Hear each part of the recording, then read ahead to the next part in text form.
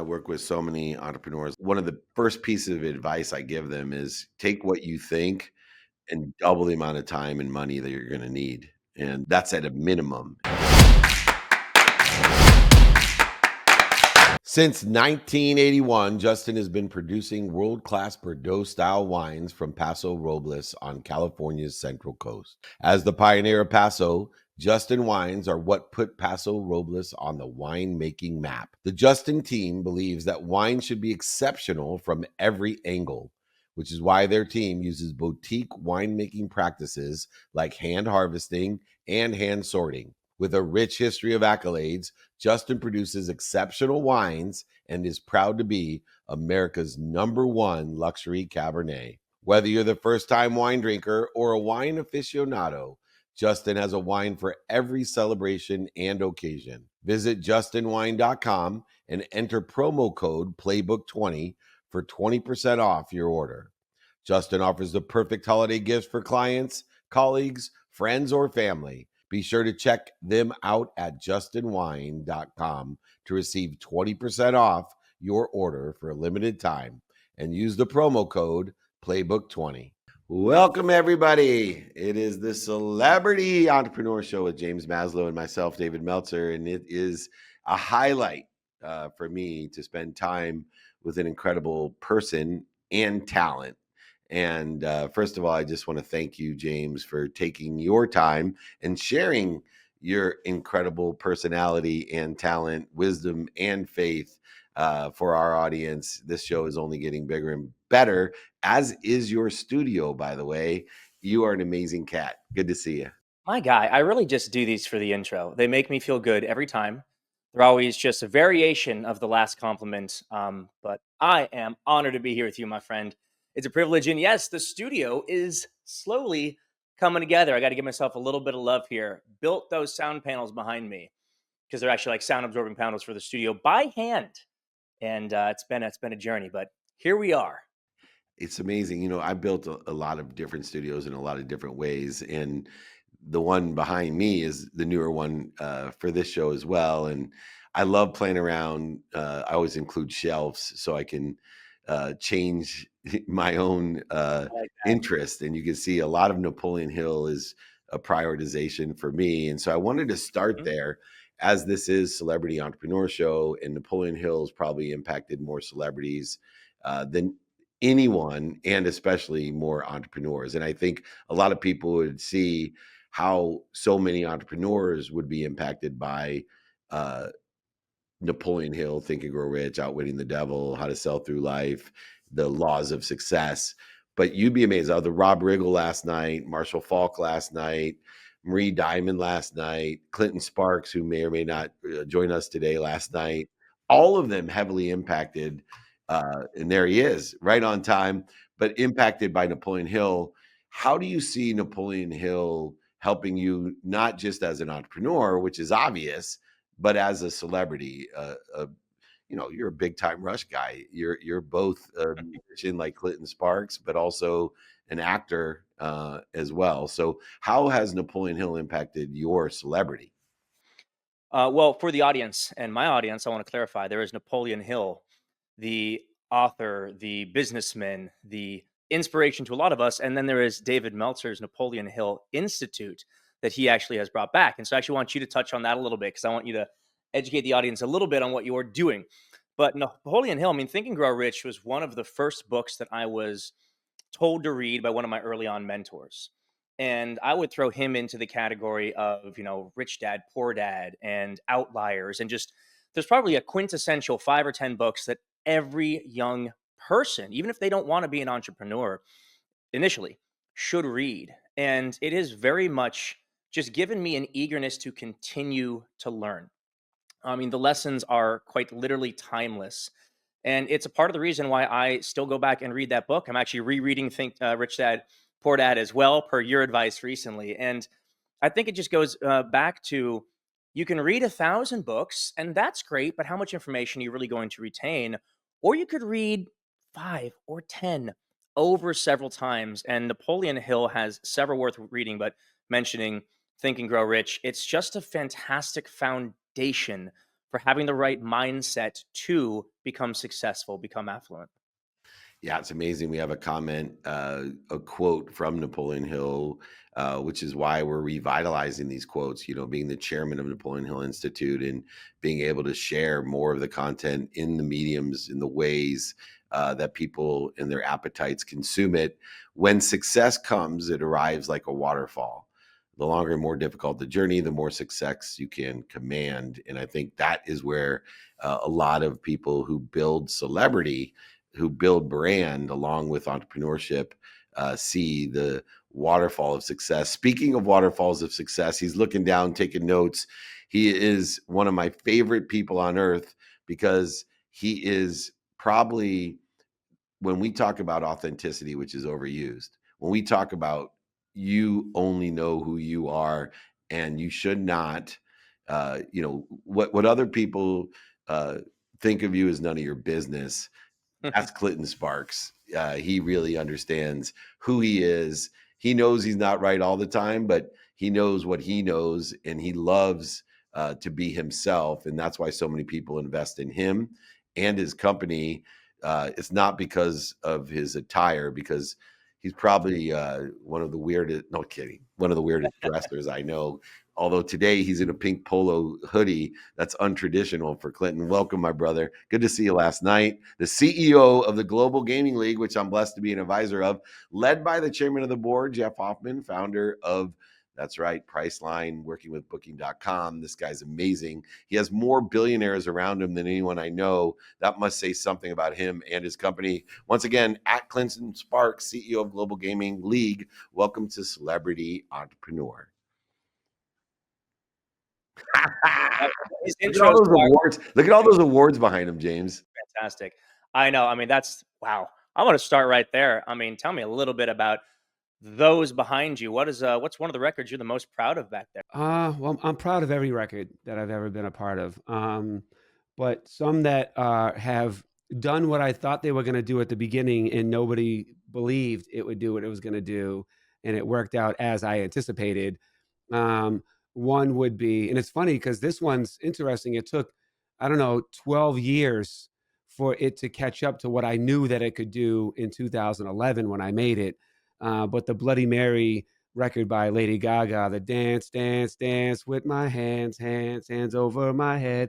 Like when I made that record in 2011, I was like, this is a massive record. I even had the ideas of how to perform it, how to utilize it. And then thankfully some brilliant person sped it up and connected it to a scene on Wednesday on Netflix.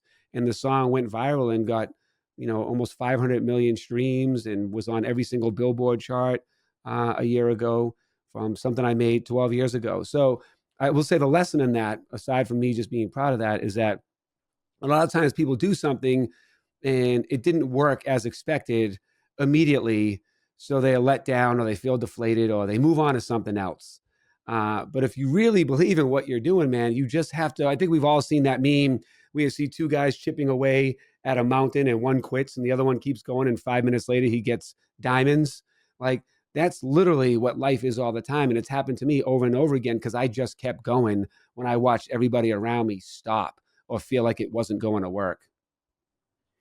Yeah, it's interesting, Clinton. I work with so many entrepreneurs like yourself, and I one of the first pieces of advice I give them is take what you think and double the amount of time and money that you're going to need, and that's at a minimum. And I've never seen anyone's expectations of success happen faster than the expectation of success. I've seen people work to their self image or their imagination. You are very clear in your purpose and you are very confident, which allows you to keep on persevering and utilizing the detours as promotion. But a lot of people aren't. You know, they encounter a detour and they immediately either pivot away from where they want to be, thinking that's it, this isn't supposed to work, or they absolutely just quit. What do you think it is about those personalities that don't have the commitment that you have, or the purpose, or the confidence to keep on persevering when other people are pivoting and quitting? Well, I think a lot of people, this can go deep, Dave. I'm going to just try to keep it light. But I think a lot of people, Wrong show, man. This is it, like Lady Gaga's song, right? This is not the shallow end, right? yeah, well, I think a lot of people in life have in their mind what it is they think will be success or give them value. So they set out to go on this journey to chase something that they think is going to make them happy or be successful. Whether that's be a musician, whether it's, be an entrepreneur, find, get a house, get cars, get the right person in my life, right? And they chase all these things. And when they don't get them, they feel defeated or deflated, or a lot of times when they get there, they're not as happy as they thought they were going to be because they never really knew. They just suspected if they got those things, that would change their life and make them happy. And I think a lot of people, well, they think they're chasing something to make them happy. What they don't realize is they're actually really running from something that makes them unhappy, right? So they mask it with, if I can do this, if I can get this money. But it's really, if you go down deep, you're really running from past trauma. You're running from, you were a broke kid. You're running from being abused. You're running from all these things in your past. So you're trying to do these other things that make you feel like you're great or you're having a successful life, so you can bury those things or forget those things. So the reason why I'm able to move personally is because I didn't focus on building a great something or build like a company or something. I focus on building a great me. And, how do you build a great you? Well, it's pretty easy to look around the world and see what people like and don't like. And it's pretty easy to see what you don't like that people do to you or how you're made to feel. All the answers are that you ask in life are right in front of you if you just, listen, right? But a lot of people don't because they're too busy trying to talk instead of listening. So when you realize, hey, this is what hurts me, this is why I'm broken, these are the things that bother me, and I touched on it yesterday at your mastermind. When you're trying to look for answers to questions that you're probably never going to get, to be whole, you now risk never being whole. And most people feel like, if I only got this answer, like, why did my dad leave me? Why was my mom a druggie? Or why did this person sexually abuse me? And if I can just get closure on these things, I will now be whole. Therefore, I can move forward and accomplish a great life. And I think that when you sit around waiting for those answers that more than likely are not going to happen, because most people don't want to admit or be accountable for the things they did that caused you a negative history, then you're always going to use those things for being an excuse of why you're not excelling. So, well, if I could just get this done, or if I could just understand this, and I would be fine, and I could do these things, and I wouldn't be so broken, and da da da da da da da. And it's like, man, dude, just move on. Make a plan of what you want to do, who you want to be. Build your life by design. And how do you build it by design? You look at the people that are doing things that you want to do, or you look at the things that make you happy, and you certainly look at the things that you don't like or that you think are shitty about other people, or that the way people made you feel shitty. And that's the beginning of how you build a great you. All right, this person made me feel bad, or my dad left me and I felt this way. I'm never going to do that to somebody else. I'm going to go out of my way to make sure I don't do those things. And that's how you start. And then you build from there. That's awesome, man. I think it's such a beautiful thing that you're doing in trying to encourage people to start within themselves. And I think it's a really, really interesting point that not many people acknowledge, that it's as and maybe even more important to identify what you don't like and who you don't want to be than just the things that you do like, because you need that imbalance. And I think that's fantastic, man. Well, because if you start I if you want, start backwards that way, because a lot of people, I mean, we've all dealt with people successful, but they're super dicks, right? And it's like, yeah, and it's just like, but they don't realize how much of a dick they are because they're wallowing in their own success, and they think that you should just honor their success, right? And if you go yeah, backwards and work on yourself and build you, then if you build a great you, now everything you built is built from great. So it's going to be that much greater because it came from something great, rather than you trying to build something great and now hope the world looks at you as being great because you built something great. that's awesome. Clinton Sparks, you heard it right from him. You can be very successful and not be a dick, believe it or not. I think that's amazing. This show is brought to you by BetterHelp. Therapy is a great tool for facing your fears and finding ways to overcome them, because sometimes the scariest thing is not facing our fears in the first place and holding ourselves back. It's helpful for learning positive coping skills and how to set boundaries. It empowers you to be the best version of yourself. It isn't just for those who've experienced major trauma. If you're thinking of starting therapy, give BetterHelp a try. It's entirely online, designed to be convenient, flexible, and suited to your schedule. Just fill out a brief questionnaire to get matched with a licensed therapist and switch therapists anytime for no additional charge. Overcome your fears with BetterHelp. Visit betterhelp.com/playbook today to get a 10% off your first month. That's BetterHelp, HELP.com/playbook. Imagine starting a small business, your first customer, first hire, first real paycheck. But everything isn't just exciting, it's scary. That's where JustWorks come in, the all-in-one platform that supports small business growth. Access seamless tools that help with benefits, payroll, HR, and compliance with transparent pricing. It's time to make payroll painless, run payroll in 90 seconds or less, and automate payments so you can set it and forget it. Did you know in 2023 alone, they processed over 25.6 billion in trusted payroll customers? Don't worry about the paperwork piling up either. They take care of payroll tax documents and reporting to help you stay compliant. Visit justworks.com/podcast to join the thousands of small businesses that trust JustWorks to take care of payroll, benefits, compliance, and more. That's justworks.com/podcast.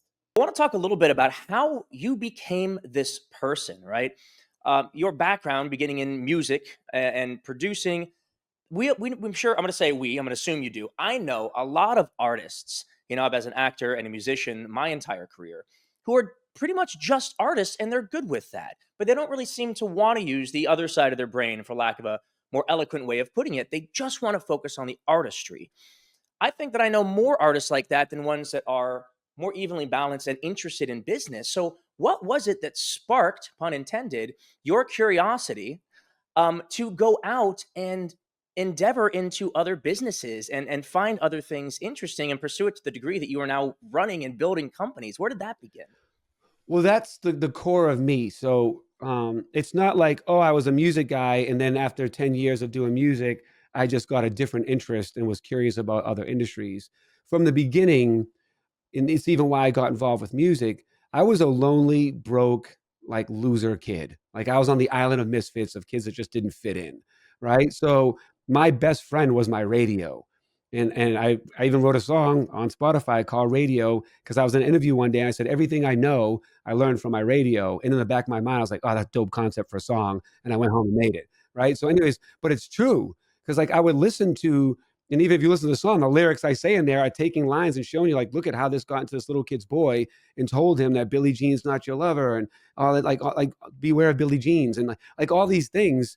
So music was really just kind of shaped me as a human being and learned lessons of life through music.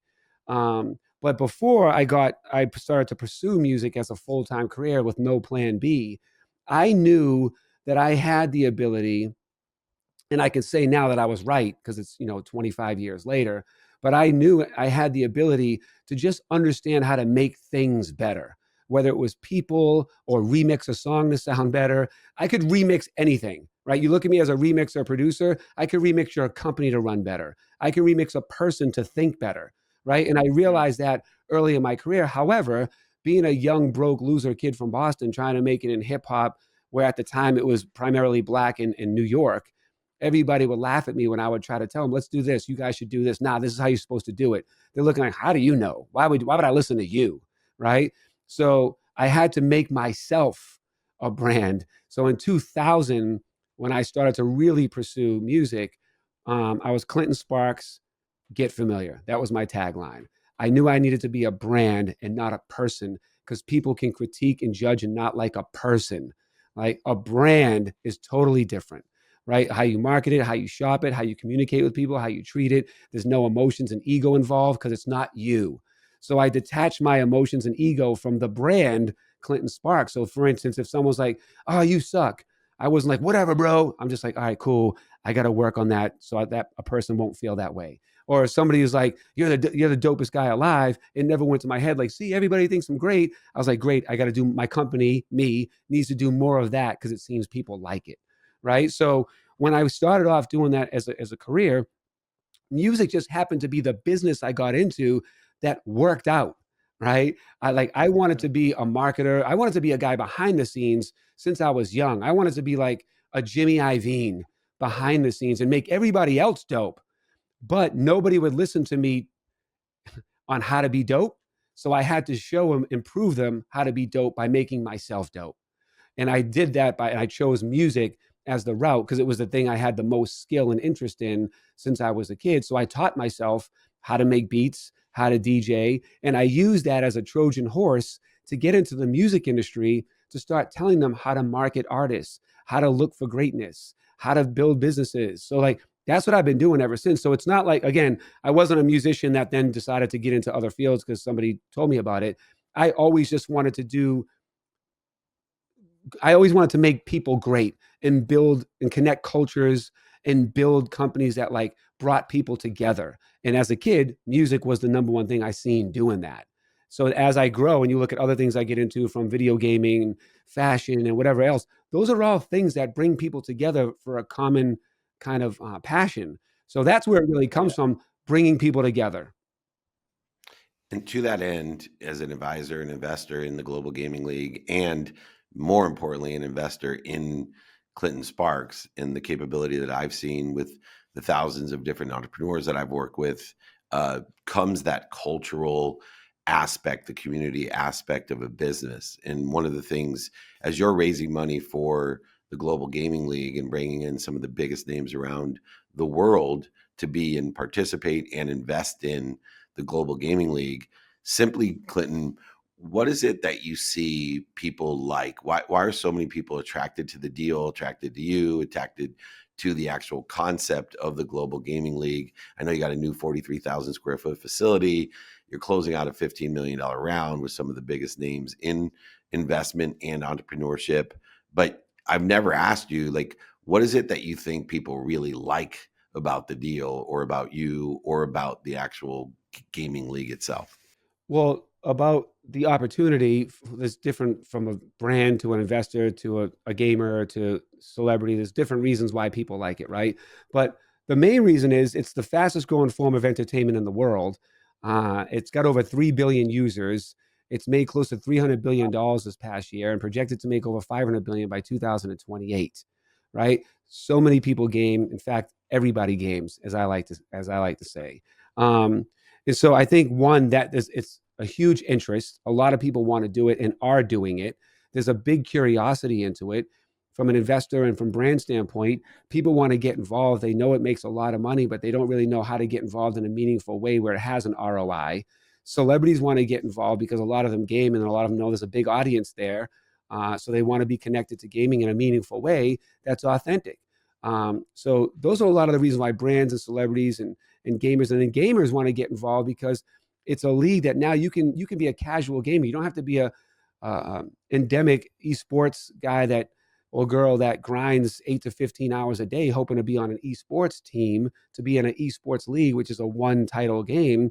We've created something that casual gamers from around the world can actually become stars and become successful and actually win money and be paid salaries and become a brand within this league because we play all sorts of games and you don't have to be a hardcore endemic esports person to be in this. So it opens up the opportunity for casual gamers around the world. It helps bring legitimacy to it becoming a real sport, the way that we have this league set up. So you get a bunch of brand deals, sponsorship deals, merchandising opportunities, IP licensing. There's so many ways to now make money in what we're building. And why I think people are attracted to me is a couple of things. One, I know what I'm talking about. Two, I've built a reputation of being trustworthy over the past 20 plus years of my career. I have a good reputation. I've already made other gaming companies successful, and I really understand entertainment. And I know what I'm talking about when they're asking me questions, and I can paint the vision for them to really clearly see what it is we're going to do in the path to success and profitability. So I think that's kind of everything wrapped in one. How about David? What did you see in me that made you say, I need to be a part of this because I believe in Clinton? What did you see in the opportunity?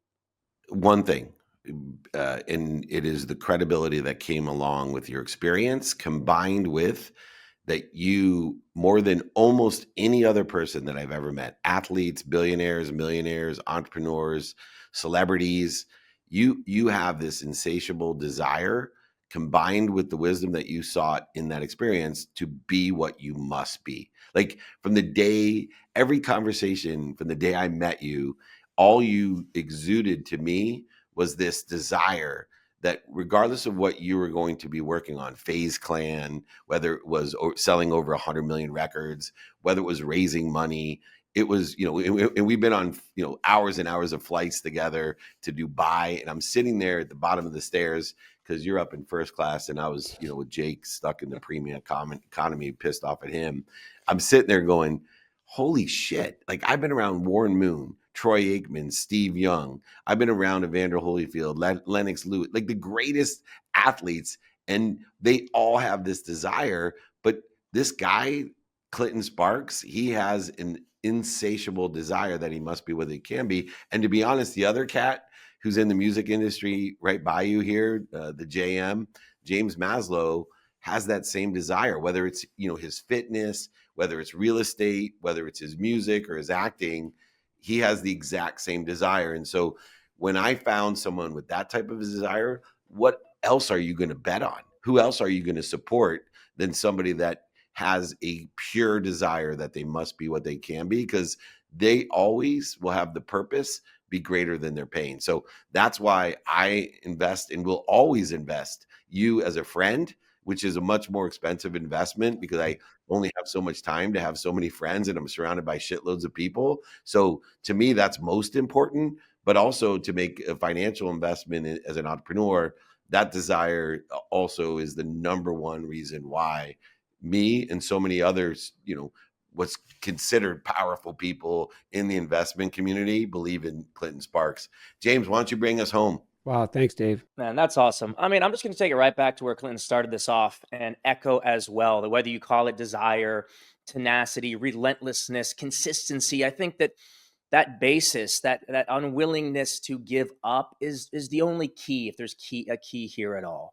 Just believe in yourself, because as you're chipping away at that mountain, you might just be moments away from those diamonds. Whatever reference makes sense to you, but I think just not stopping is absolutely the key there. And knowing when to stop. Right. And I guess to add nuance to it, knowing when to stop as well. But I think with persistence, regardless, I think stop maybe is even the wrong word there. Knowing when to pivot, right? Stop with something, but don't stop entirely, right? I guess never giving up in that regard. So I am truly motivated and just honored that you take your time out of your day today, Clint, to jump in and give us that motivation and that advice. I'm fired up. I got a couple of sessions today, and I feel like I'm going in with a lot of new ideas and a lot of new confidence because, look, I've been doing this for, I guess we're coming close to 20 years. I think between 15 and 20, somewhere there. And there is so much of me that feels like I've really just scratched the surface. I think holding on to that feeling, and I see it in you. I just want to admire this. You picked one of the hardest industries in the world just to prove yourself, you'd be good enough to do that, to then go and do all the other things that you want to do as well. And I admire it. I'm encouraged by you, Clinton. And I really, really appreciate you sharing your words with us today. Thank you so much, James. Those are really powerful words. I appreciate that. And I appreciate sitting here with you guys. And hopefully people got value from our conversation. I'm sure they did. Check out the Global Gaming League. Check out @Clinton Sparks. Get familiar. And for the person that asks, why would you create your name and your own brand? Why don't you go and do a historical analysis of the biggest brands in the world and how the duplicity and the added value is given by utilizing your name, but separating your emotion by utilizing your name, like Clinton Sparks. Get familiar. Happy to help people understand branding, marketing, and sales, as we all do in a neighborhood of people that want to help each other and know people that will help each other. That's why I surround myself with incredible people like Clinton Sparks. Thanks for joining us, brother. Thanks, guys. Have a good morning. Love you, man. I'll talk to you later. Bye. All right. At the end there, he was a true entrepreneur. He was completely distracted He's like, I got to go make money, Dave. Let me off this show. I'm like, yeah, I got it. I appreciate it though because I love these. A lot of times it's you and I bantering it and pushing the show forward. And today we got to just sit back and truly listen, be encouraged, be motivated, be educated. So thank you for bringing Clinton on. Favorite takeaway? I just love that he, again, I touched on it briefly, but in his mind, he's like, well, I want to do all these things, but I guess I'll just go become one of the most successful music producers of all time. Which is one of the hardest careers in the world, right? He said, well, I guess I'll kind of go do that first just to prove my value and prove my ability, and then go and do all the other things I want to do too. I love it. He's just a prime example of the sky's the limit. It is limitless if you believe in yourself. And clearly, Clinton Sparks believes in Clinton Sparks. But it starts there, man. Because I always said, if you don't believe in yourself, why should anybody believe in you? So I think that was my biggest takeaway. I love it. You'll never overachieve your own self-image, and he's constantly expanding his self-image and his imagination.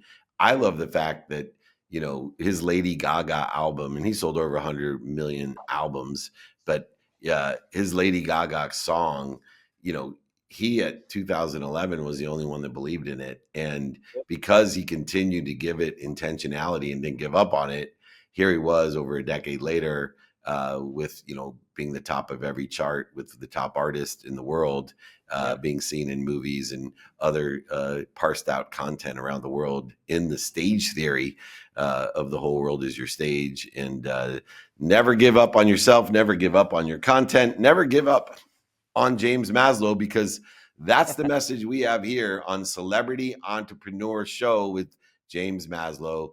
Thank you so much, my brother. I look forward to seeing you next week. David Meltzer, always appreciate your time, brother. See you next week.